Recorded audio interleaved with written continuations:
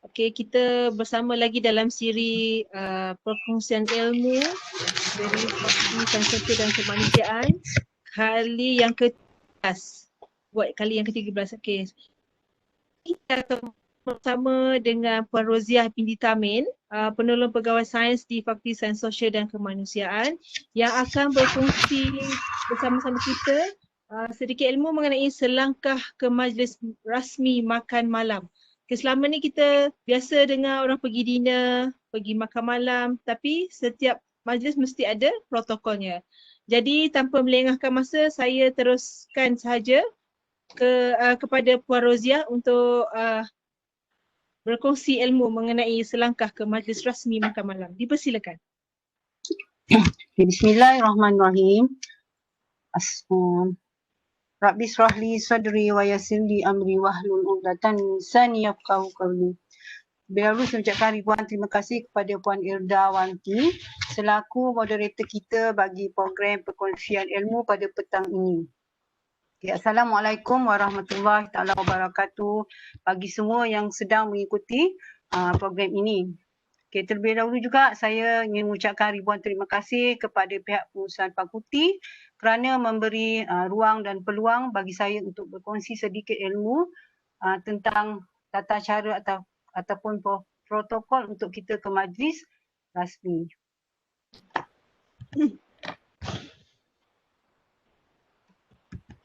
Okay, tajuk yang saya pilih pada petang ini adalah selangkah ke majlis rasmi makan malam. Sebenarnya dalam perkongsian saya pada kali ini, saya cuma menekankan apakah persediaan yang kita perlu ada ataupun perlu ketahui daripada sebelum majlis berlangsung, semasa dan juga selepas majlis. Okay, pengetahuan tentang protokol ini sebenarnya penting sebab dia akan menggambarkan imej kita dan juga imej fakulti ataupun imej organisasi yang akan kita bawa. Okey, ini adalah langkah pertama bila kita mula ke majlis rasmi iaitu kad jemputan. Apa perasaan kita kalau kita dapat kad jemputan ni? Sama ada seronok. Kalau kita rasa seronok mungkin kita dah ada sedikit pengetahuan tentang protokol ataupun tata cara untuk ke majlis rasmi. Tetapi kalau kita tak tahu etika atau tak tahu apa cara macam mana protokol ni, mungkin kita akan merasa takut ataupun kita merasa tiada keyakinan diri untuk kita melangkah ke majlis rasmi. Jadi dengan ini saya ingin berkongsi sedikit tentang persediaan yang perlu kita ada setelah kita menerima kad jemputan. Okey, ini apakah tanggungjawab kita? Setelah kita terima kad jemputan tu, kita kena tengok apakah tanggungjawab kita tentang kad jemputan tu. Bukan kita saja tengok dan kita tinggal macam itu je. Tapi kita kena ambil cakna tentang kandungan kad jemputan. Iaitu kita kena baca dulu kad jemputan tu dengan teliti. Perhatikan sama ada kad jemputan tu perlu dijawab ataupun tidak. Ataupun kad jemputan tu ada disertakan dengan pelekat kenderaan, kerana kadang-kadang kita diberi pelekat kenderaan untuk ke majlis tersebut supaya kita akan dapat layanan yang istimewa lah. Okay, kedua, kita kena tahu majlis itu rasmi ke tidak, sebab ini akan menentukan pakaian yang akan kita pakai. Okay, seterusnya kita tengok tarikh, hari ataupun masa yang dan tempat majlis itu berlangsung, sebab kita tak nak pada tarikh kita akan datang pada hari ataupun tarikh yang telah terlepas ataupun kita datang lambat. Majlis bermula pukul 7 tapi kita datang dalam pukul 8. Ini akan mengganggu majlis yang sedang berjalan. Kita tak nak kita menyebabkan majlis rosaklah. Okey, seterusnya kita kena tahu jenis pakaian apa yang hendak kita pakai. Sama ada pakaian rasmi ke, tapi biasanya dalam kad jemputan telah pun ditulis pakaian apa yang perlu dipakai. Contohnya batik, pada surat jemputan yang tadi, kad jemputan yang kalau tengok ni, batik, pakaian batik lah jadi kita pilih senang. Apa yang memudahkan buat kita, biasanya kita akan ambil batik. Okey, seterusnya kita buat keputusan sama ada nak hadir ataupun tidak. Kita tidak boleh macam biasa je.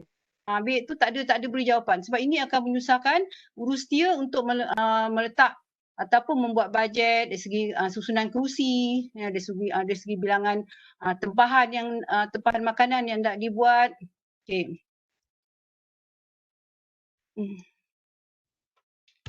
Okey, seterusnya apabila kita telah terima ataupun setelah kita jawab, kita sanggup atau jawab, kita menerima jemputan tersebut, apa yang perlu kita ada atau apa persediaan yang perlu kita ada, iaitu yang penting kita mesti tahu pemilihan pakaian ataupun kita kena tahu etika sosial, kita kena tahu juga etika makan. Dan 3 perkara ni lah penting yang kena kita tahu. Walaupun banyak lagi sebenarnya yang kita perlu tahu protokol-protokol, tapi ini adalah untuk basic ataupun asas yang kita kena ambil tahulah.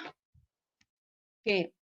Yang pertama kita kena fikir ataupun kita kena tahu pemilihan pakaian. Okay, setelah kita dah terima kat jemputan, kita dah tahu dah pakaian tu temanya mungkin batik. Jadi kita sebelum tu kita kena kenal pasti dululah. Kita dah tahu dah tema, okey, baju batik. Tapi kita kena pasti dulu bentuk badan kita sendiri. Sama ada kita ni tinggi langsing ke, kita ni tinggi rendah ke, tinggi gempal ke, rendah dan kurus ke, ataupun rendah dan gempal. Kita tak boleh sebarang aja ambil je baju mana yang kita suka, ambil je, kita pilih dekat almari, okey ni sesuai. Tapi kita tanpa kita sedari badan kita tak sesuai untuk pakai pakaian macam gitu. Okey, seterusnya kalau memilih pakaian ni kita tak boleh, kita kena berdasarkan juga pada corak, warna, struktur pakaian tu atau rupa fabrik dan juga fashion pakaian. Lepas tu sama ada contohlah kalau badan kita tinggi dan langsing, kita tak boleh, kita hendaklah memilih pakaian yang sekiranya badan kita tinggi dan gempal, kalau langsing tak ada masalah sangat.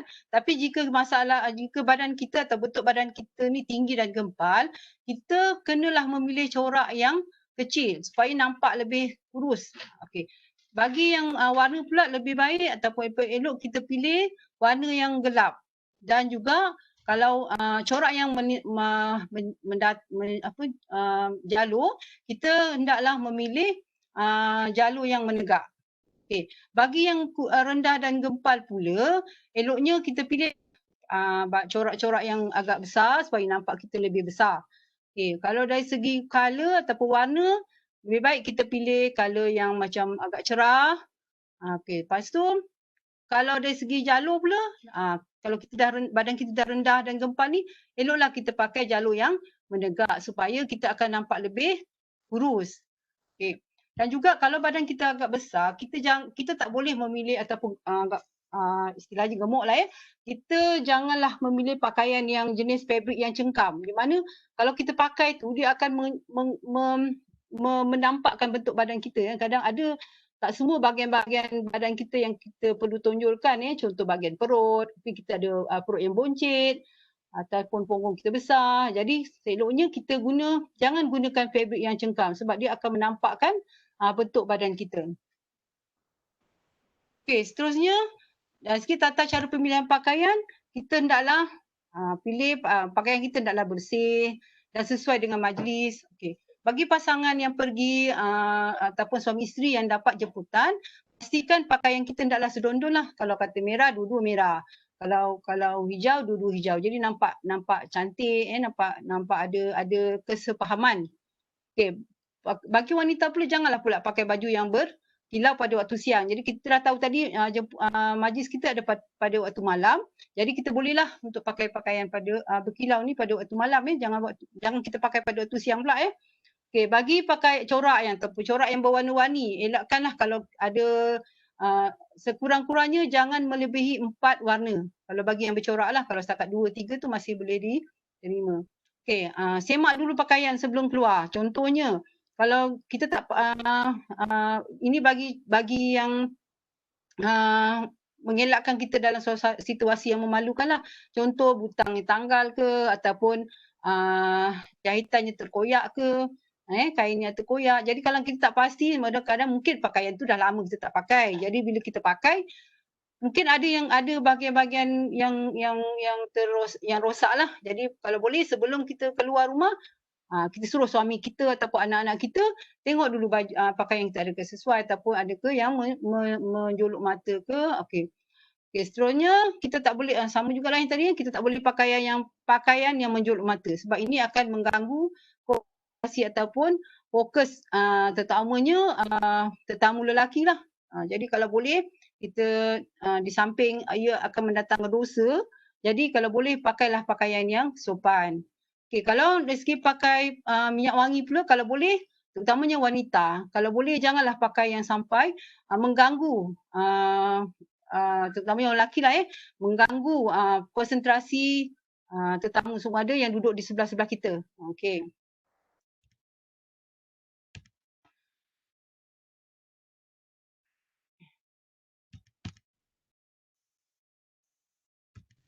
Okey.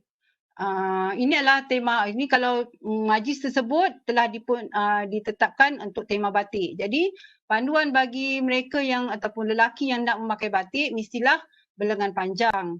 Okey, bajunya mestilah berkolor lah, tak boleh yang bulat tak ada kolor. Okey, seluar mestilah warna gelap.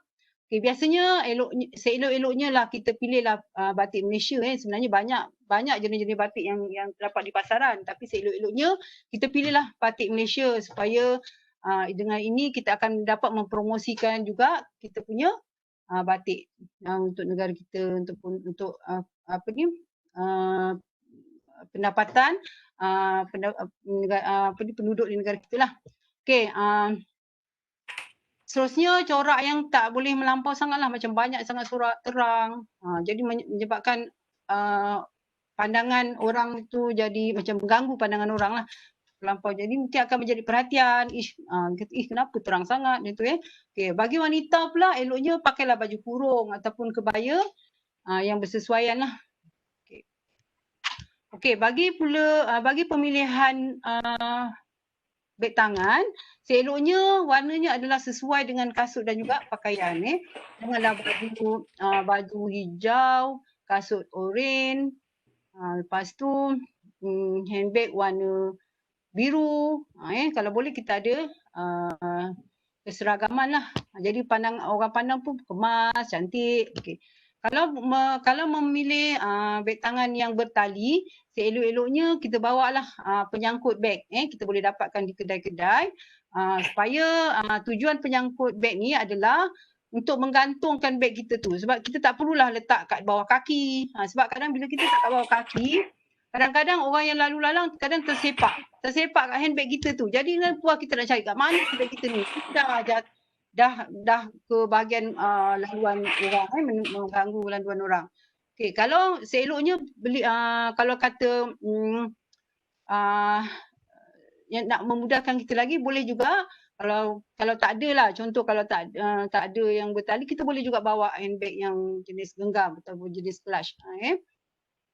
Tapi kalau tak ada yang untuk gantung, kita boleh letak handbag kita ni sama ada di atas peha kita ataupun di belah belakang kita.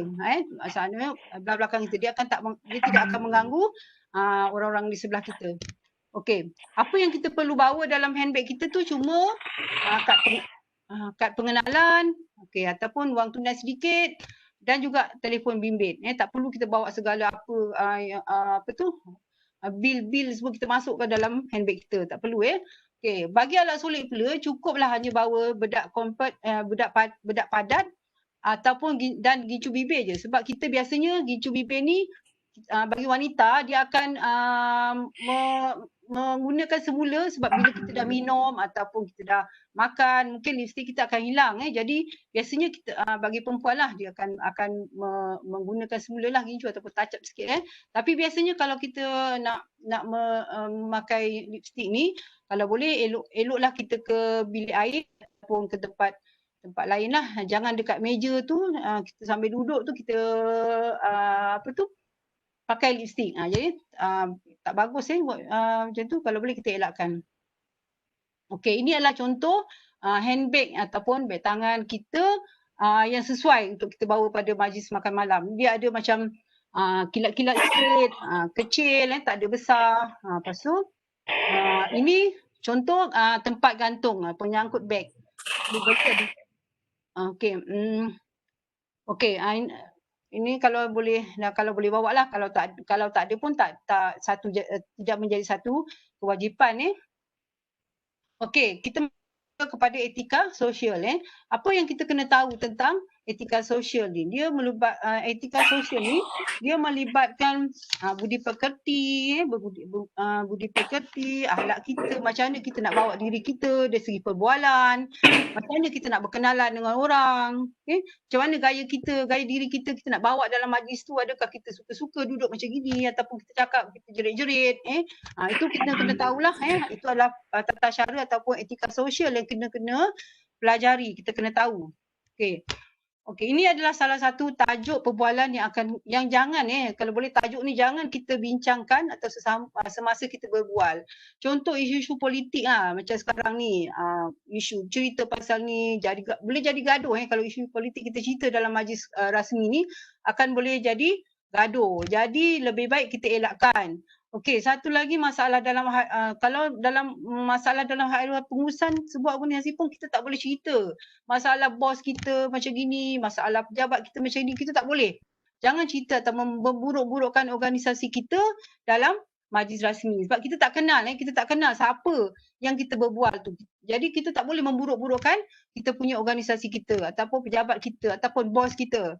Okey, seterusnya persoalan agama pun kita tak boleh cerita sebab banyak pahaman-pahaman yang bercanggah sekarang ni. Jadi bila kita sentuh satu-satu isu, bila isu tersebut tidak bersesuaian ataupun tidak boleh diterima dengan oleh orang yang kita berbual tu, akan jadi satu perbalahan.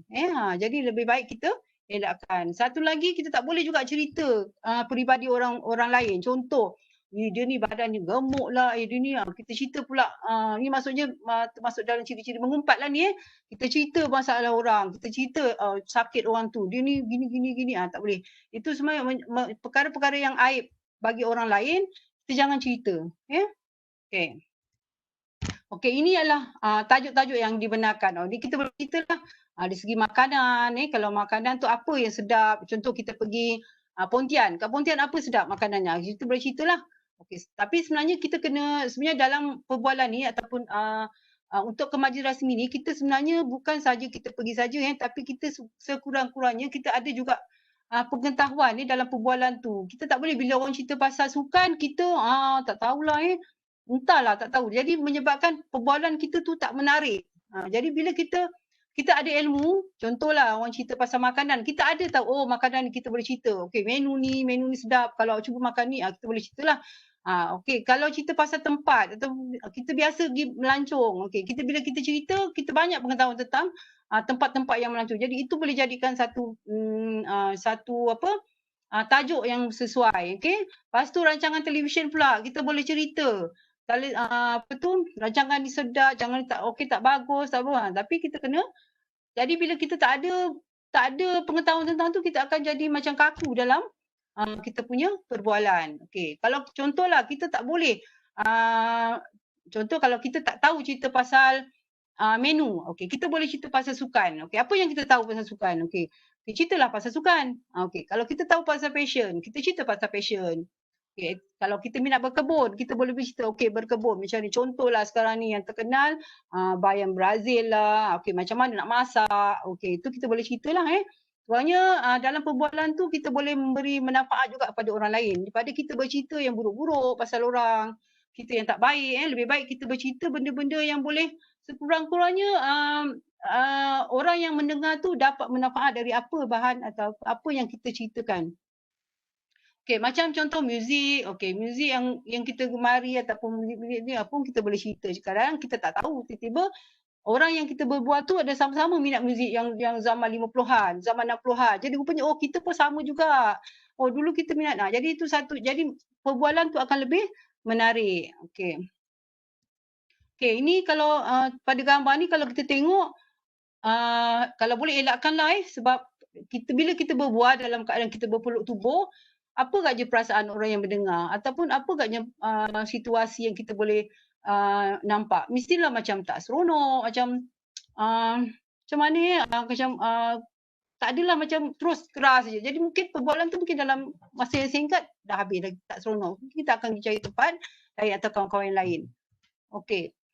Ini kita kena tahu juga tata cara perkenalan. Macam mana untuk tata cara perkenalan ni kita kena ada 3 bahagian. Iaitu orang yang kita perkenal, orang yang memperkenalkan satu, orang yang diperkenalkan dan juga orang yang menerima perkenalan. Okey. Kalau bagi orang okey, walaupun kita nampak macam simple macam, tapi sebenarnya kita kena tahu juga macam mana cara kita nak memperkenalkan. Okey, ada juga tata cara, teknik macam mana, ataupun kita kena tahu etika untuk memperkenalkan seseorang. Contohnya, bila kita nak memperkenalkan seseorang tamu ataupun biasa yang kita kenal lah, kita perkenalkan lelaki kepada perempuan, bukan pada perempuan ataupun perempuan dulu kepada lelaki. Walaupun perempuan tu isteri kita ataupun perempuan itu kawan baik kita, tapi seeloknya kenalkan lelaki dulu kepada perempuan. Okey, bagi bagi yang ada pangkat, contohnya macam majlis-majlis rasmi yang terdapat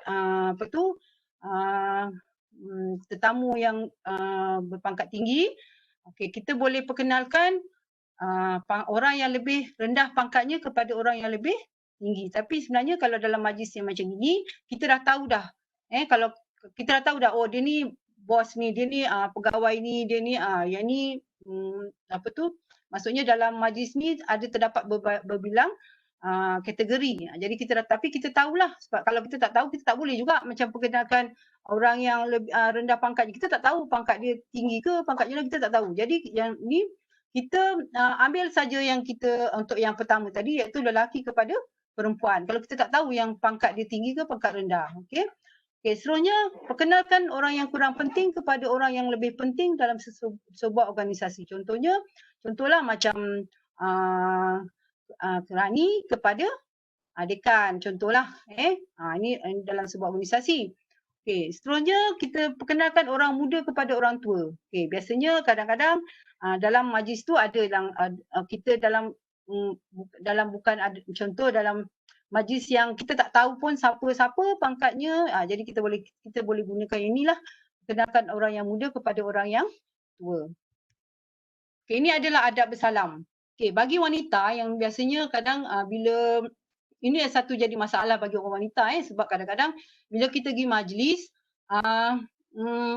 lelaki biasanya bila diperkenalkan secara tak langsung dia akan menghulurkan tangan kepada kita. Jadi apa persediaan yang perlu kita ada untuk kita mengelakkan daripada bersalaman. Pertama sekali kita kena tundukkan kepala tanda hormat sambil tangan kanan kita menggenggam tangan kiri. Makna orang yang diperkenalkan tu tahulah makna kita tak bersedia untuk bersalam.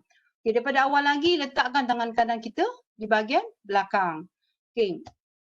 Satu lagi, kalau contohlah kalau kata tetamu tu dah hulur tangan, orang lelaki, biasanya tetamu lelaki lah, dah hulurkan tangan, jadi bagi mengelakkan mungkin dia akan rasa malu bila kita tak sambut salamnya, jadi kita boleh gunakan hujung tudung kita ataupun selendang kita untuk bersalaman. Sekurang-kurangnya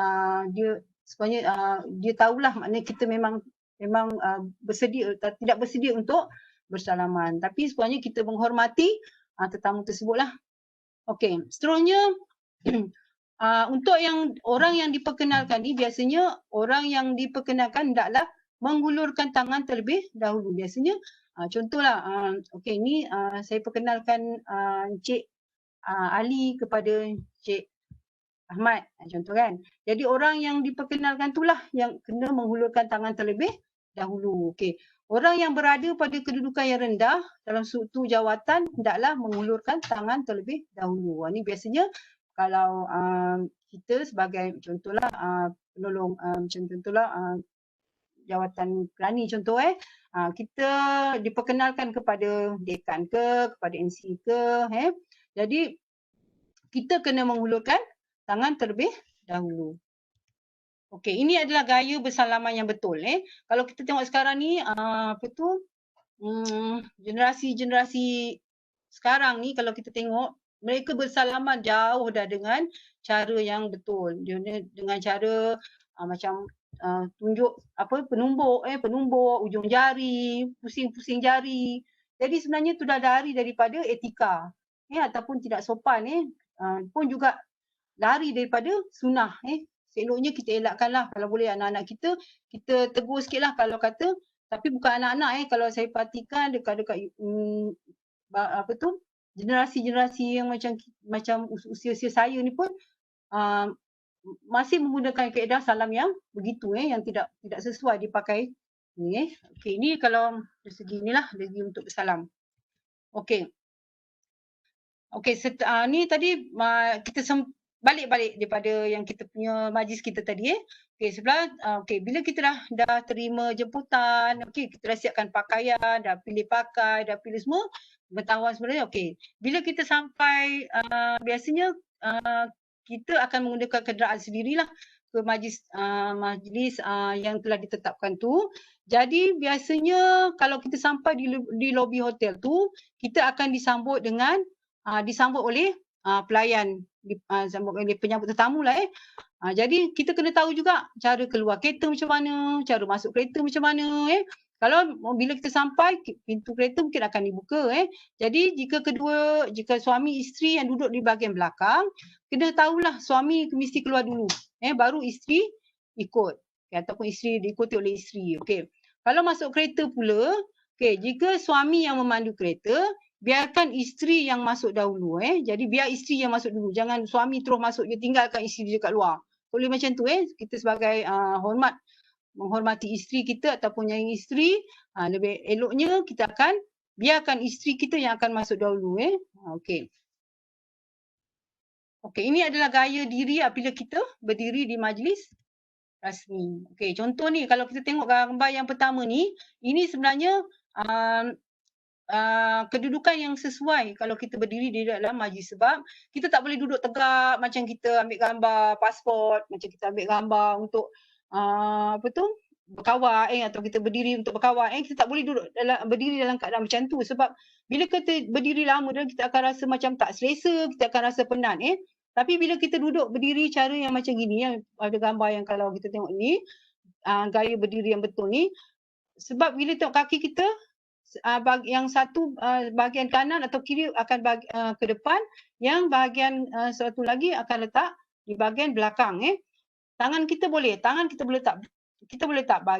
belakang boleh, kita boleh letak depan atau tepi, mengikut kesesuaian kita lah. Macam kita rasa dah penat ke depan, kita boleh tukar belakang ataupun kita boleh tegakkan, kita boleh luaskan tangan bergantung pada keadaan kaki kita jangan macam itulah, kita tak boleh terlampau kangkang sangat dan tak boleh rapat sangat, jadi kita akan rasa penat. Tapi untuk makluman semua, cara berdiri ni pun sebenarnya memberi memberi persepsi ataupun menunjukkan juga, ada isyarat juga daripada kaedah kita berdiri itu, sebab kita kena tahu juga serba sedikit apa makna-makna ataupun apa isyarat-isyarat yang boleh ditunjukkan kalau dari segi kita berdiri. Contohnya macam ni. Contohnya gambar yang kedua ni, kita berdiri sambil memasukkan tangan dalam poket. Itu sebenarnya menunjukkan kita sedang berfikir. Dia sedang berfikir ni. Okey, jadi kita tahulah kalau kita duduk macam ni, masih lagi okey lagi lah sebab kita dalam keadaan berfikir. Tapi kalau gambar yang ini, gambar sambil membeluk tubuh. Bila berdiri sambil peluk tubuh ni sebenarnya tak berapa bagus kalau kita dalam majlis sebab dia menunjukkan macam dalam keadaan sombong. Dalam sombong ataupun kita merasa diri kita yang terlampau yakin dengan diri kita, kita berapa suka untuk dihampiri. Macam itulah antara tanda-tanda ataupun lambang-lambang yang menunjukkan kalau kita berpeluk tubuh ni. Jadi kalau boleh tak berapa sesuai lah kalau kita dalam jadi cantiknya macam yang tadi tunjuk yang mula tadi lah. Okey, yang seterusnya sebelah ni pula kalau kita tengok berdiri sambil bercekap pinggang pun tak bagus. Ini lebih nampak kesombongannya ataupun kita menunjukkan kita ni seorang yang keras kepala. Jadi tak perlu kita cakap pun dengan orang aku ni keras kepala, aku tak perlu. Orang tengok kita cara kita berdiri pun, cara kita masukkan bercekap pinggang ni pun kita dah tahu. Biasa orang cekap pinggang ni kadang-kadang orang jenis cepat marah, cepat kalau mudah gaduh lah, senang cerita. Okey. Seterusnya gaya diri. Bila kita duduk kat kerusi kita tadi kita dah sampai, kita dalam keadaan kita berdiri. Berdiri tu mungkin dalam suasana kita menunggu, kita berdiri dalam keadaan yang tunjuk yang elok tadi tu, itu mungkin dalam keadaan kita sedang tunggu seseorang, ataupun dalam berdiri dalam keadaan kita nak dalam masuk kita berbual lah dalam tu. Jadi tapi kalau kita kita dah duduk, sekarang kita nak duduk pula. Kita kena tahu juga ni, dah diri, kena tahu pula duduk. Kalau kita nak duduk, kita kena pastikan, kalau kita pasti tengok kerusi kita. Kalau kerusi kita ni kita tahu belah mana kerusi kita, contoh kerusi, kita kena pastikan kita duduk sebelah kanan kerusi kita. Jadi bila semua orang tahu, semua yang hadir dalam majlis ni tahu kedudukan sebenarnya kalau kita masuk di belah kanan, jadi tak adalah berlaku pertembungan, ada yang masuk kiri, ada yang masuk kanan. Jadi mungkin akan jadi terutama kalau sebelahnya lelaki, sebelah kita lelaki, jadi mungkin akan berlaku pertembungan dengan lelaki tersebut. Jadi eloknya kita kena tahu, kita masuk tu sebelah kanan kerusi. Jadi bila kita duduk pula tu, kalau boleh jangan silang kaki. Sama ada kaki kiri atas ke, kaki kanan bawah ke, tak boleh. Sebaliknya elok duduk dalam keadaan rapat, kaki dan lutut kita rapat. Badan kita kena tegak lah, tak boleh bongkok atau macam ambil lengan kita sandar dekat meja. Itu tak boleh lah. Kita jangan lakukan macam tu. Dan satu lagi, bila kita bangun, bila dah duduk, kita nak bangun juga, kena tahu juga macam mana cara dia. Bila kita nak bangun, badan kita tak perlulah kita nak bongkok. Sebaliknya, kita kena tegakkan badan kita, kepala kita kena tegak. Lepas tu, keluar kita, kalau kita nak keluar pun, kita kena keluar. Kita kena pastikan sebelah sama juga. Cara yang kita masuk tadi belah kanan, dan keluar juga belah kanan. Tak boleh dah masuk keluar, mungkin dah keluar kanan ni, masuk kiri, keluar kiri kot, masuk kanan. Macam kita biasa, macam sekarang ni COVID kan, ada masuk lain, keluar lain kan. Jadi ni tak. Kalau duduk kat kerusi, kita kena tetap. Kalau kita masuk belah kanan, keluar pun kena belah kanan. Ni saya duduk masa. Kalau dekat kerusi, bagi wanita pula yang sedang duduk kat kerusi ni, kita boleh menyerongkan ke kanan ataupun ke kiri kaki kita. Kita tak bolehlah duduk kangkang macam tu kan. Macam tak manis, tak sopan. Jadi kalau kita penat serong belah kiri, kita boleh serong belah kanan. Lepas tu kaki pula tu tak bolehlah melunjur ke depan. Tunjuk nyandar itu kaki kita kan lunjur ke hadapan. Jadi akan mengganggu tiba-tiba kena kaki orang depan. Jadi tak bagus kalau mengganggu juga tetamu-tetamu sebelah. Jadi satu lagi tangan kita pula kita letaklah atas pangku. Pegang kat bangku. Ini kalau kita dalam keadaan menu ataupun makanan belum dihidang lah. Ini dalam keadaan kita sedang tunggu makanan sampai. Tangan kita kena berada dekat pangkuan. Bukan tangan kita pegang sana, pegang sini, usik-usik barang-barang tu, sediakan kacau, tak tulis-tulis kat ni. Tak boleh, kita kena duduk diam. Tangan kita kena duduk letak atas pangkuan kita. Ini yang seperti yang saya tunjukkan tadi lah, yang saya cakap tadi. Cara duduk yang betul. A dengan B ni, kalau kita tengok A, duduk tegak. Duduk tegak, tangan dekat peha kita dan juga dalam keadaan kepala tegak. Ni jadi kita akan rasa kita tak akan sakit pinggang lah kalau dalam duduk keadaan yang baik macam ni. Kalau yang gambar B pula, ini kedudukan kalau kita duduk semasa kita menikmati makanan. Pastikan tu kalau awak kalau kamu boleh tengok tu, kakinya mana ada telunjuk, mana ada silang, tak ada kan? Jadi ini dalam keadaan tegak. Badan pun tegak, kepala pun tegak. Kalau kita tengok gambar C dengan D ni tak sesuai lah.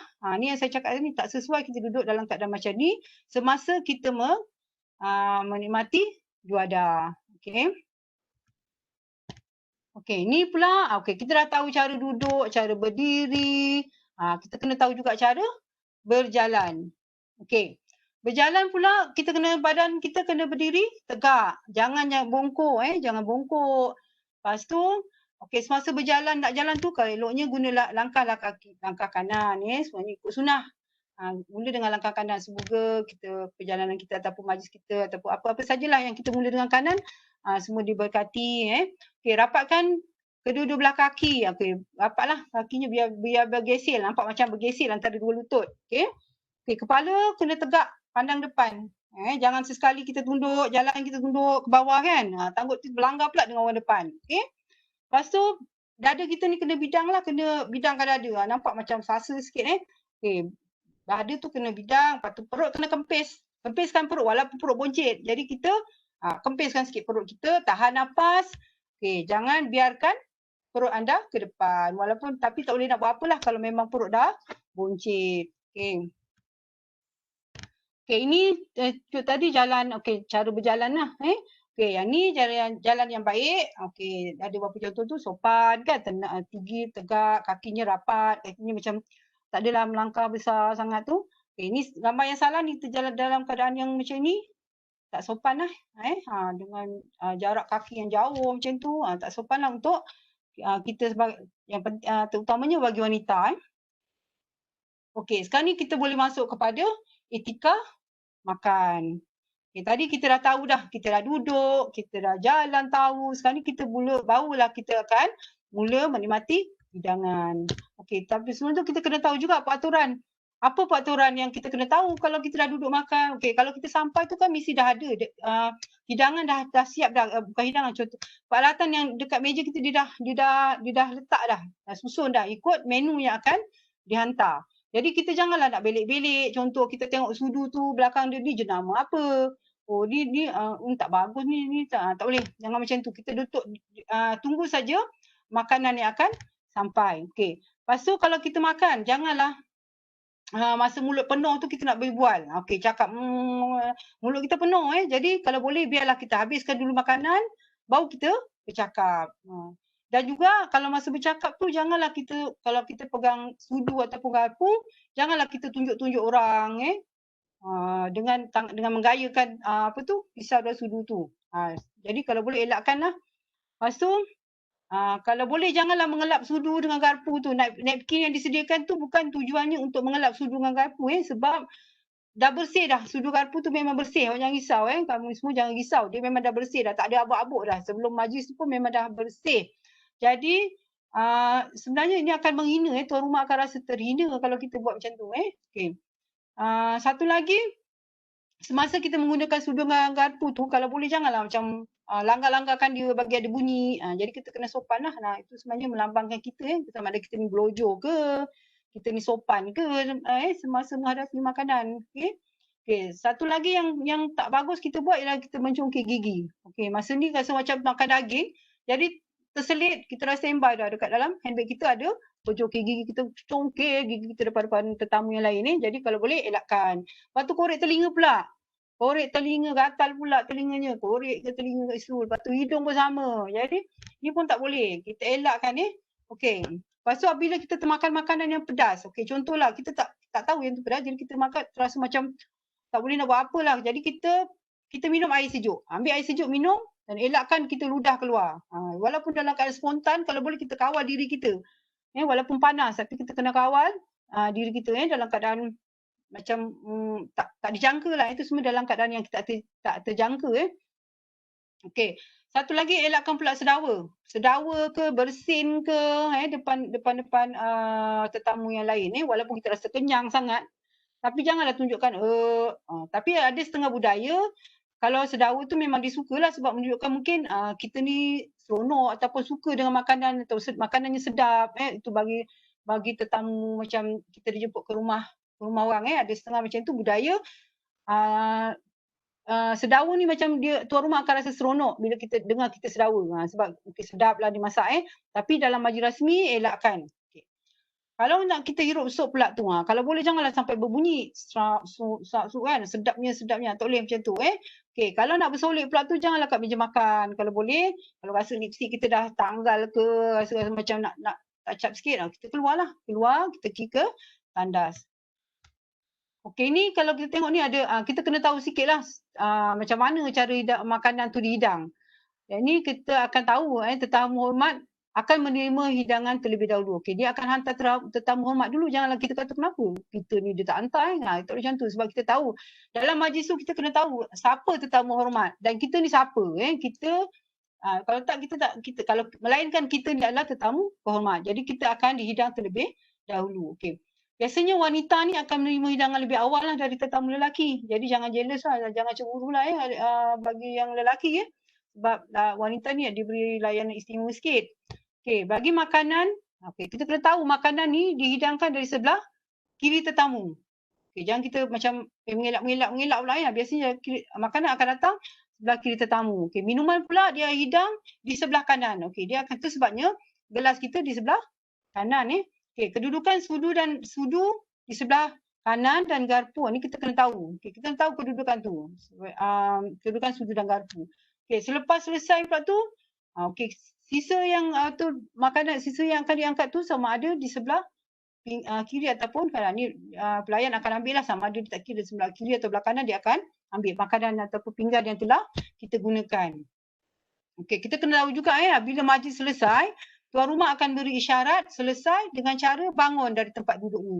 Okey, ni bila kita tengok tuan rumah ataupun penganjur bila dah bangun dari tempat duduknya ataupun meletakkan napkin di atas meja, bermakna majlis kita tu telah pun tamat. Okey. Untuk perkongsian hari ini, kita sebenarnya kalau majlis rasmi ni biasanya kita akan dihidang mengikut menu table dot iaitu duduk dihidang. Maksudnya kita duduk saja. Kita duduk saja, makanan akan sampai satu-satu akan sampai mengikut turutan dia akan hantar. Pertama sekali kalau makanan yang akan dihantar, pertama sekali dia akan hantar pembuka selera ataupun appetizer. Jadi kita tunggu je lah. Seeloknya kalau macam contohlah kalau dalam majlis yang ramai, kita makan seeloknya kita jangan makan terlampau laju ataupun terlampau lambat. Sebab makanan tu akan dihantar serentak. Dia akan hantar satu-satu. Bila kita macam contoh kita terlampau cepat sangat makan, habis, orang lain tak siap lagi.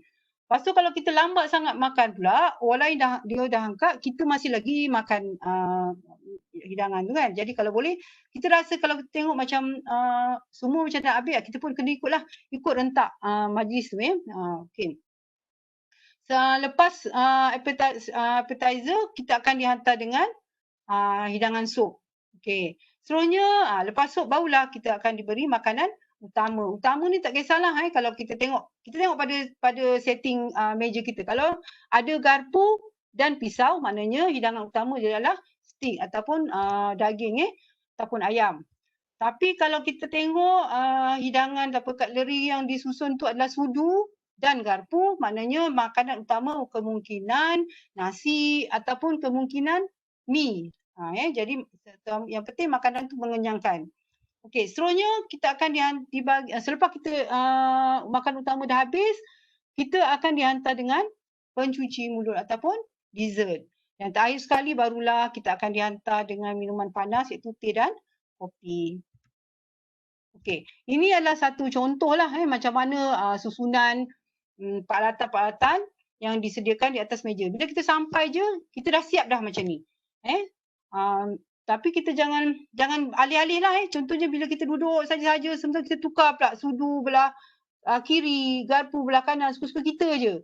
Apa tu gelas ni kita balik-balikkan. Tak boleh. Kalau boleh jangan sentuh pun. Sebab itu kita akan dihidangkan makanan akan dihidangkan mengikut susunan cutlery yang disusun. Contohnya kalau tengok ni, pada ni kita nampak pisau dan juga garpu. Maknanya kita akan makan steak.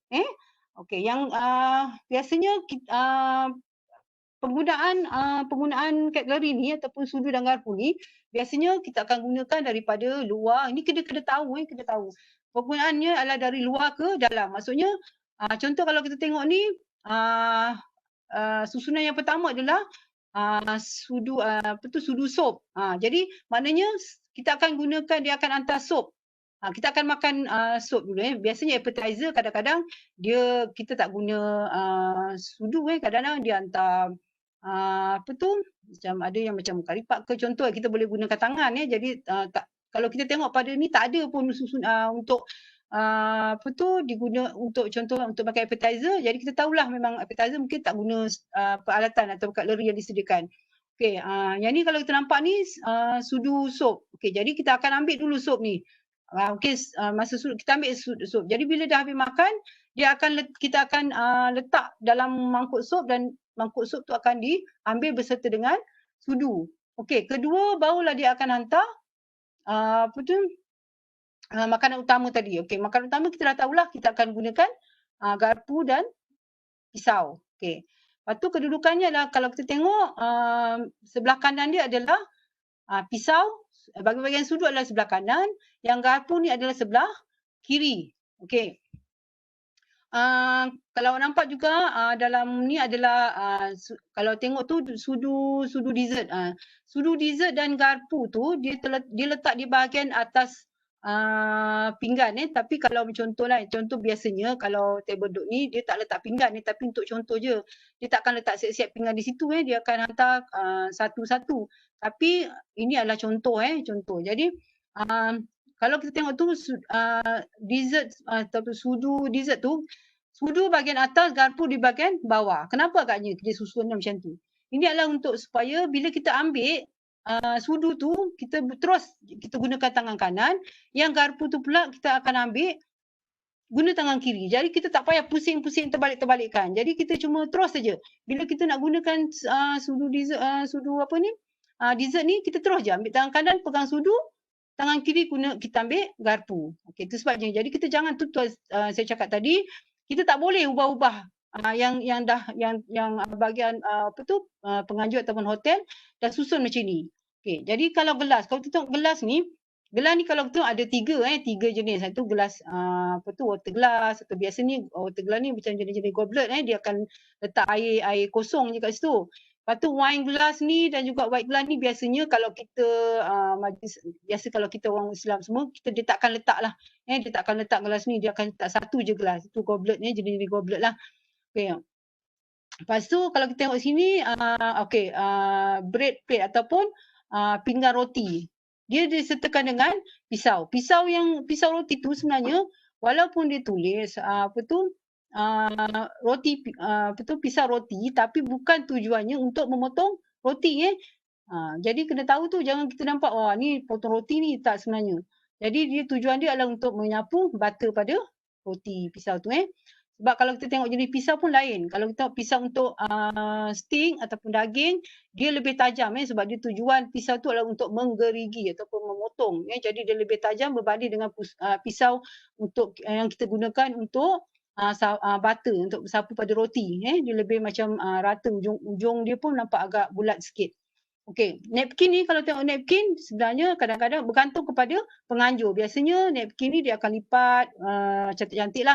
Dia akan letak di bahagian tengah ni, bahagian yang kita letak nampak ni, bahagian ada pinggan ni kan. Biasanya kat situ sebab kalau table duduk, pinggan tu dia takkan letak kat situ. Dia akan letakkan napkin dekat bahagian pinggan tu.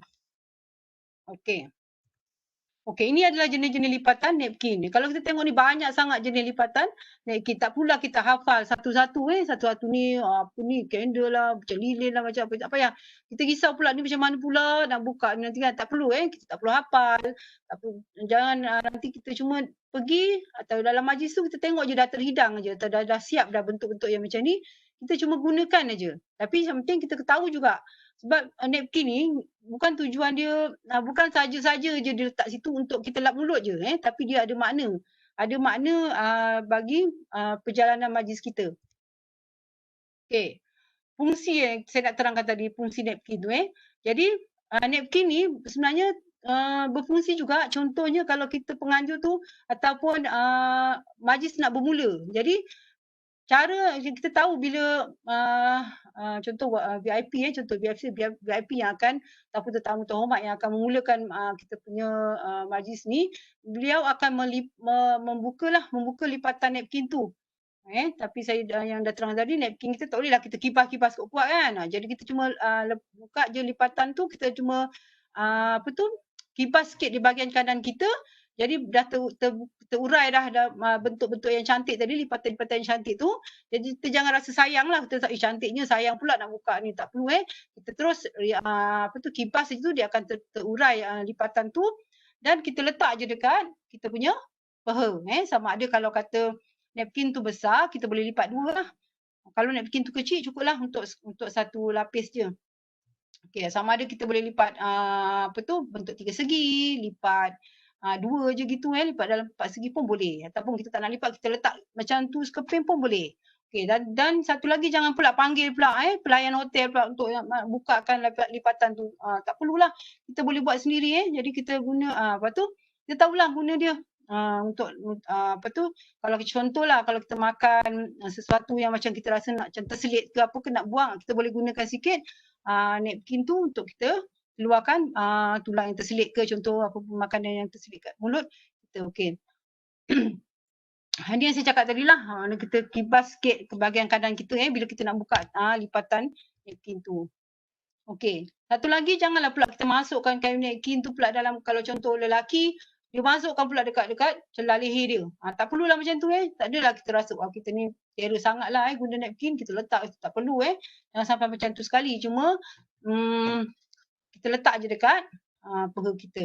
Okey, cumanya kita kena tahulah kalau kita nak ke mana-mana, contoh kita nak ke tandas, kita angkat je napkin kita tu, kita lipat dua dan letak atas kerusi. Maknanya bila kita letak atas kerusi, orang akan tahulah, tetamu lain akan tahu yang kita akan balik semula ke tempat kerusi kita. Okey, satu lagi, napkin tu juga menunjukkan, memberi isyarat majlis itu berakhir dengan cara kita letakkan napkin kita atas meja. Tadi kalau kita nak keluar, kita letak napkin tu dekat kerusi. Tapi bila majlis dah berakhir, kita tak boleh letak kat kerusi. Kita kena letak napkin kita tu dekat atas meja. Tapi lipat dengan kemas lah. Tapi tak perlulah kita lipat ikut balik bentuk asal. Tu tak perlu Jangan rasa risau pula. Dan tapi tak bolehlah kita renyok-renyok, letak je tu, tak boleh juga Kita kena tunjuk juga adab kita dah kenyang, perut dah kenyang, kalau boleh biarlah dalam keadaan sopan, kita letakkan napkin tu atas meja dalam keadaan lipat dua pun cukup lipat dengan kemas. Okey.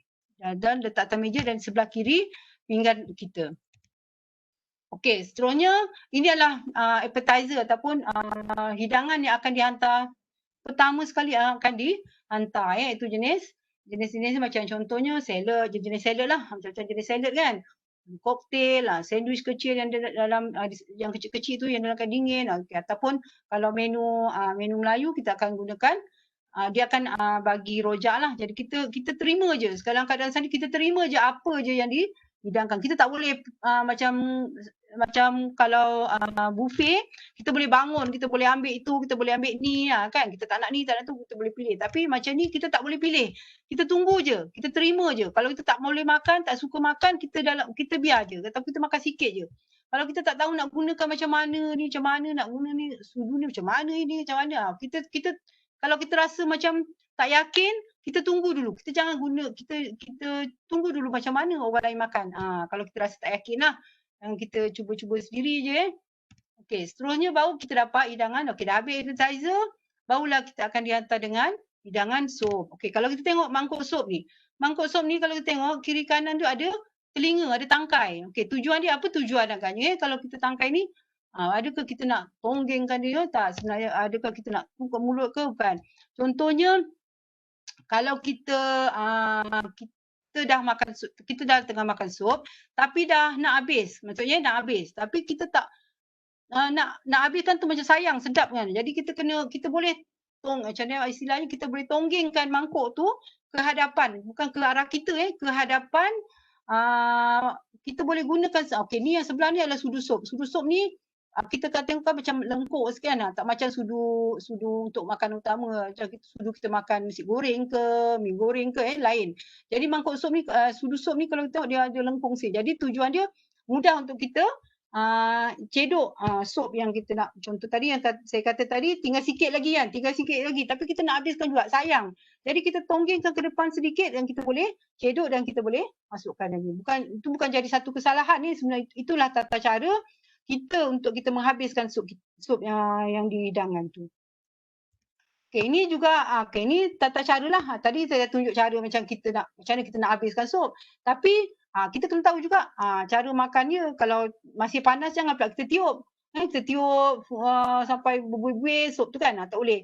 Biarkan dia sejuk sendiri. Lepas tu baru kita sejuk sendiri Lepas tu kalau bagi mengelakkan sup tu tumpah, kita boleh tunduk sikit lah. Bila tunduk sikit kepala kita, jangan tunduk sangat sampai ke mangkuk sikit je supaya arah atau kita dah bila kita senduk sup tu, kita akan senduk ke arah depan, bukan ke arah kita bagi ini tujuannya untuk mengelakkan daripada terkena pakaian kita. Jadi kita kalau dalam keadaan sup tu yang dalam sup masih penuh, tak perlulah kita tonggengkan sup tu. Ini maksud saya tadi kalau kita dah nak habis. Tapi ini supnya masih penuh. Jadi tak perlu kita tonggengkan sup tu. Kita cuma cedok kita gunakan sudu sup tu, kita cedok ke arah hadapan, ke arah ke depan. Barulah kita masukkan ke mulut kita sebahagian sisi sudu tu. Bukan bahagian depan sudu. Tapi kalau macam contoh kalau sup yang ada sayur ke, ada daging, macam yang saya cakap tadi, macam contohnya mushroom soup itu memang tak ada inilah dalam dia tak ada ketul-ketul yang besar ke, jadi kita boleh ikut cara yang saya cakap tadi lah. Tapi kalau yang isi sup yang ada sayur ataupun daging, kita boleh gunakan ni lah hujung sudu tu. Okey. Lepas tu, ni saya cakap tadi, saya dah sebut kan, tak boleh berbunyi lah kalau nak hirup sup tu, tak boleh ada bunyi. Lepas tu, kalau kita nak makan sup tu dengan roti pula, janganlah pula kita ambil pisau tu, kita potong-potong roti tu. Jadi kita pisau tu untuk sapu butter je. Jadi cara makan roti tu kita cuma cubit-cubit je. Gunakan tangan. Jangan takut pula nak guna tangan. Gunakan tangan untuk kita potong-potongkan roti tu. Kalau kita nak cecar sup tu tak salah. Tapi cara tu kita gunakan tangan. Okay, kalau dah habis makan sup tu, jangan kita hendaklah biarkan terlentang je macam tu. Di bahagian kalau ada piring, kita letak di sisi piring tu. Tapi kalau tak ada contoh, tak ada piring. Jadi kita letakkan sudu sup tu dalam keadaan menegak. Maksudnya pelayan akan tahu kita dah habis makan dah, kita dah tak nak. Walaupun ada lagi, tapi bila kita letak sup tu dalam keadaan terlentang, maksudnya kita dah habis makan. Pelayan akan ambil kita punya mangkuk sup tu. Okey, kemudian dah habis sup dah, kita dah makan sup semua. Okey, sekarang kita akan dihidang dengan menu utama. Biasanya ni kita akan makan steak lah sebab kita dah ada pisau, kita dah ada garpu. Okey. Kita kena tahulah macam mana nak guna pisau, macam mana nak guna garpu tu. Okey, kita tahu pisau mestilah di sebelah kanan dan garpu ada sebelah kiri. Okey, ada beberapa cara kalau kita nak makan. Sebab kita orang Islam ataupun Melayu, kita akan menggunakan tangan kanan untuk menyuap makanan ke mulut. Jadi kita boleh potong dulu cebisan daging tu, kita potong dah kecil-kecil, baru kita letakkan pisau tu pisau tu di sebelah melintang di sebelah kiri pinggan kita. Barulah kita ambil garpu guna tangan kanan dengan cara kita menekan daging-daging yang telah kita potong-potong tadi tu, kita masuk ke dalam mulut dengan cara menelangkupkan garpu tu. Bukan cara garpu tu dalam keadaan macam ni terlentang atau ke hadapan. Jadi kita telangkupkan garpu tu terus masuk ke dalam mulut. Jadi nampak cantik ataupun kemas bila kita masuk mulut dengan nampak sopan. Okey. Okey, ini adalah contoh. Okey, cara kita nak potong daging tu. Sama kalau kita tengok tu, tangan kanan kita adalah memegang pisau dan tangan kiri kita memegang garpu. Okay, kita perlukan kekuatan pada jari kita sebab kita nak menghiris. Kita nak menghiris daging tu kalau kena yang liat lagi susah Kalau kata daging yang tak liat tu okeylah. Kalau yang liat tu kita kena giris banyak kali, bagi pecah-pecah kecil-kecil lagi kan. Jadi kalau orang yang bukan non muslim, bolehlah dipotong-potong, ambil garpu terus cucuk masuk mulut dengan guna tangan kiri. Tapi kita dah sebut tadi, kita kalau eloknya tangan kanan. Jadi kita potong tu kena kuat, iris, lepas tu barulah kita boleh tukar tangan, tangan kita menggunakan pisau. Okey. Okey, ini kalau awak tengok kalau sidang diri tengok, ini adalah bahasa pisau dan garpu. Okey.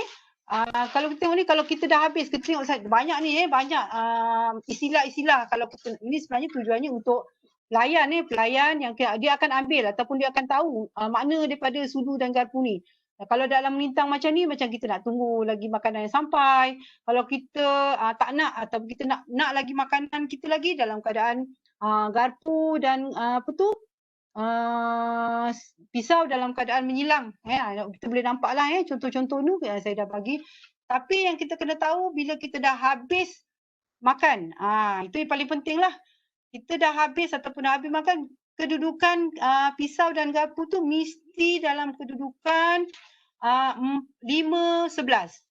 Di sebelah ataupun menegak macam tu dalam keadaan bersebelahan pisau dan garpu. Okey. Kemudian last sekali okey. Lepas tu seterusnya kita akan dihidang pula dengan dessert. Ni dah lepas kita makan kita akan dessert lah. Dessert ni macam ni lah. Kita akan tahu, kita kena tahulah nak guna apa okey. Biasanya dessert yang saya cakap tadi, garpu dan sudu tu di bahagian atas, bahagian tengah bahagian atas kita punya pinggan ni. Jadi kita dah tahu, saya dah cakap tadi macam mana nak guna sudu dan garpu bila kita makan dessert. Okey. Akhir sekali kita akan dihantar dengan minuman yang panas. Contohnya kopi dan teh. Dia tak akan tuang gitu je. Dia akan tanya kita nak teh ke kita nak kopi. Barulah pelayan tu akan tuangkan dalam kita punya cawan. Okey. Ini bagi kalau dalam majlis yang bercampur yang macam ada bukan non-Muslim. Jadi kita kena tahulah bila minuman yang nak dituangkan dalam gelas kita sekiranya tak halal, kita tak boleh cakap tak nak tak apa ni haram, tak halal tak boleh cakap macam tu kita sekadar menutup saja gelas dengan tangan kanan kita. Itu memberi isyarat kita menolak minuman tersebut. Dan gelas kita yang tadi yang kita isi air tu pelayan akan isi je. Bila kosong kita minum, kosong dia akan tambah. Kosong dia akan tambah. Tapi kalau kata tak nak minum lagi, jangan kosongkan jadi dia akan tambah je. Okey. Ini cara minum pula. Okay, cara minum kita kena tahulah kalau kita gunakan sudu teh bagi minuman contohnya jangan gunakan sudu teh bagi merasa minuman. Jangan kita nak rasa kita ambil sudu teh tu kita ambil cedok kita rasa. Tak boleh macam tu Lepas tu kalau minuman panas jangan kita tiup lah.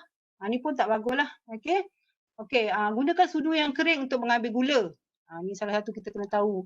Keluarkan sudu daripada dalam cawan sebelum minum. Okey, kalau kita nak minum tu kita janganlah dengan sudu-sudu pun kita tuang kat mulut kita Okey, lepas tu jangan minum selagi sedang mengunyah makanan. Kita tengah makan kita minum. Jadi mungkin sisa-sisa makanan tu termasuk dalam kita punya gelas minuman. Okey, ini adalah cara untuk kita pegang gelas. Kalau untuk gelas yang A ni, ini biasanya gelas ni dia akan tuang dengan wine lah. Jadi jari kita tak kena pada air tu Tapi kalau biasanya kalau gelas yang tuang air suam ataupun air putih tu, dia akan gunakan goblet lah. Ini yang B tu adalah cara untuk pegang gelas. Okey, ni ada yang terakhir sekali kita dah makan, dah kenyang, dah minum semua, dah kenyang. Jadi macam mana kan kita nak tinggalkan majlis tu? Jangan kita nak terus balik je kan. Jadi kita ada juga protokol, ada juga etika untuk kita tinggalkan majlis. Jadi pertama sekali kita hendaklah meninggalkan meja kita, gerakkan badan kita dengan tertib serta keluar dari sebelah kanan. Tadi kita dah tahu kan kita kena keluar dari sebelah kanan. Okey, tolak kerusi ke bawah meja daripada kedudukan yang betul. Okey, tolak kerusi pada kedudukan asal tadi lah. Jadi kita jangan tinggalkan macam tu je kerusi macam tu. Jadi memang kita tahu ahlak kita macam mana Okey, tinggalkan meja makan hanya selepas VIP berangkat pulang terlebih dahulu. Okey, kita akan tahulah tetamu hormat kita, dia yang akan menghabiskan dulu majlis tu dengan cara tadilah gunakan napkin tadi. Kita dah tahu dah bila napkin tu letak atas meja maknanya majlis sudah habis. Jadi kita tahulah, kita bersamalah kita akan buat perkara yang sama Lepas tu letakkan napkin atas meja sebelum meninggalkan dewan. Jangan kita biarkan kat kerusi Okey, lepas tu napkin yang sudah dipakai tu tak perlu lipat. Ni saya dah terangkan tadi Okey, bila majlis contohnya bila majlis biasanya kita sebelum kita balik kita kena jumpalah penganjur ataupun tuan rumah, kita kena ucapkanlah terima kasih kerana mengundang kita. Okey, penutup sebelum saya buat penutup sikitlah. Walaupun apa yang kita lakukan ataupun pakaian apa yang kita pakai, semuanya bermula daripada niat Jauhkan daripada berniat untuk riak. Biasanya majlis ni kita akan ada perasaan menunjukkan diri, menunjukkan kehebatan diri. Kalau boleh kita hakis kita buang sifat yang macam ini sebab nanti akan menambahkan dosa je dalam majlis tersebut Lepas tu cukuplah sekadar menghargai apa yang kita buat, kita pun cukuplah sekadar untuk menghargai diri sendiri. Okey, sebelum saya mengakhiri perkongsian ni, saya nak kongsikan sedikitlah tentang video ni tentang etika makan.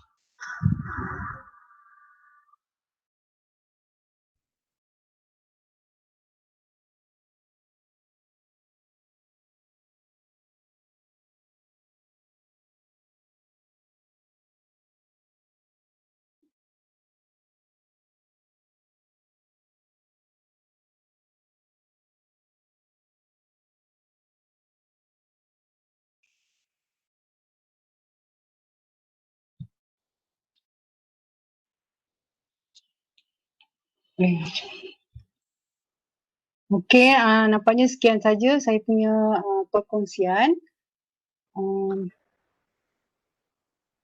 Diharapkan perkongsian saya pada petang ni memberi sedikit manfaat kepada kepada yang mendengar lah. Sekian, wabillahi taufiq, wassalamualaikum warahmatullahi taala wabarakatuh. Waalaikumsalam. Terima kasih Puan Rozia binti Tamin atas perkongsian ilmu mengenai perkongsian ilmu yang amat menarik pada hari ini. Okey. Mungkin ada antara rakan-rakan yang ingin mengajukan soalan, ingin bertanya kepada Puan Rozia, silakan. Ada ke? Ada yang? Ini kalau hati terhiris, ini kena rawat sendiri. Hati terhiris. Di FB Live, tengok ramai yang ramai juga yang join part kita. Baik, mungkin ada soalan? Wanti, ada soalan tu dalam chat tu. Ya? Dalam chat tu ada soalan tu. Dalam chat. Sampai saya tengok sekejap ya. Okey, ada. Daripada Encik Aziz. Semasa hidang makanan di meja, tiba-tiba pelayan tertumpahkan kuah atau sup ke atas pakaian kita. Memang lencunlah pakaian kita. Apa perlu kita lakukan seterusnya? Okey. Okey, terima kasih atas soalan. Kalau berlaku macam tu, sebenarnya itu bukan disengajakan tapi jadi kita jangan dalam keadaan kita tenang, kita tak perlu marah-marah. Dalam kita cuma bangun, lepas tu mungkin pelayan tu akan mestilah minta maaf dengan kita jadi kita tak perlu marah-marah. Jadi kita cuma bangun, pergi ke tandas. Untuk kalau boleh kita bersihkanlah. Jadi tak perlu kita marah ataupun kita minta jumpa pengurus hotel ke, tak perlu. Kita dengan tenang. Itu sebenarnya melambangkan kita punya peribadi sama ada kita ni cepat marah ke. Jadi itu sebenarnya ujian untuk kita tu sebenarnya. Untuk dah tahu kita ni sabar ke tak sabar kan. Jadi itulah sebenarnya menggambarkan peribadi kita. Walaupun kita macam pakaian berprotokol macam mana pun, tapi kalau kita tak bawa akhlak kita dalam majlis tu pun sebenarnya tidak melambangkan juga kita punya macam ni kepribadian kita. Okey. Harap menjawab. Okey, di FB Live ada yang bertanya, ada tak cara teguran bila orang sebelah time makan atau kunyah buat bunyi? Jadi kurang selesa lah time majlis rasmi. Cara kita nak tegur. Cara kita nak tegur sebenarnya bergantung pada cara kita lah. Kalau kita guna cara yang baik, kalau kita boleh macam berlapis lah, kita boleh cakap kalau kita makan bunyi, kita tak terus direct pada orang yang buat tu, yang kita boleh buat macam macam mana cakap boleh macam kita boleh bergurau. Okey. Agaknya kalau kita makan macam ni pun tak bagus kan. Macam itulah. Jadi tak menggurus hati orang yang mendengar Sebab kita duduk dalam majlis tu mungkin dalam tempoh 1 jam atau 2 jam tapi bila kita sebelah dengan tetamu sebelah pun dah mula merasa masam, kecil hati. Jadi macam mungkin majlis tu berakhir dengan tak berapa seronok lah. Jadi kalau boleh kita bukan saja kita datang dengan tu, kita kena datang dengan membawa kena menjaga juga hati tetamu ataupun tetamu-tetamu yang lain lah. Okey. Okey, insya-Allah atas perkongsian ilmu tu kita dapat jugalah aplikasikan tips-tips yang ada kan. Okey, ada lagi soalan? Sebelum kita menutup sesi kita pada petang ni. Tengok di chat. Rasa tak ada. Terima kasih perkongsian ilmu. Di FB Live pun tak ada. Okey, rasanya